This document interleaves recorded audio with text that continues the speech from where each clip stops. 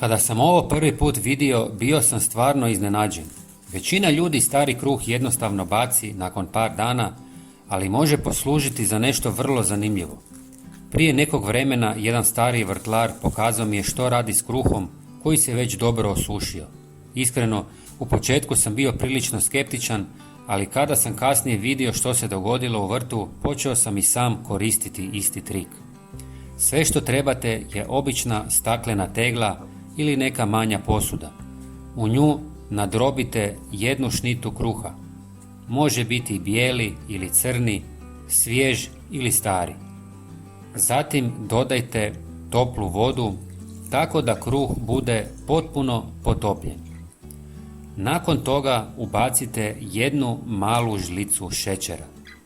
Šećer pomaže da smjesa počne lagano fermentirati, a upravo taj proces je ovdje najvažniji.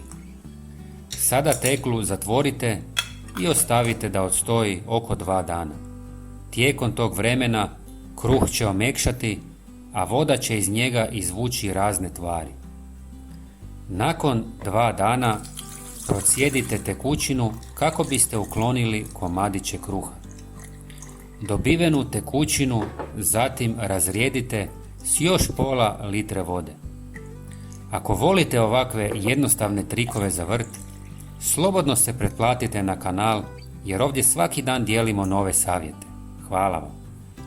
Ovu smjesu već sada možete koristiti, ali postoji još jedan mali dodatak koji je može učiniti još učinkovitijom za biljke. Dodajte malu žlicu drvenog pepela i dobro promiješajte. Pepeo sadrži važne minerale poput kalija i kalcija koji su vrlo korisni tijekom rasta biljaka i razvoja plodova. Kada se ova dva sastojka spoje, dobijete jednostavnu tekućinu koja može biti vrlo korisna za biljke u vrtu. Najbolje ju je uliti direktno u zemlju oko biljaka 2 puta mjesečno. Posebno dobro može doći rajčicama, paprikama i krastavcima koje tada često brže rastu i razviju jače stabiljke. Ako vam je ovaj savjet bio zanimljiv, napišite u komentarima jeste li ikad koristili kruh u vrtu.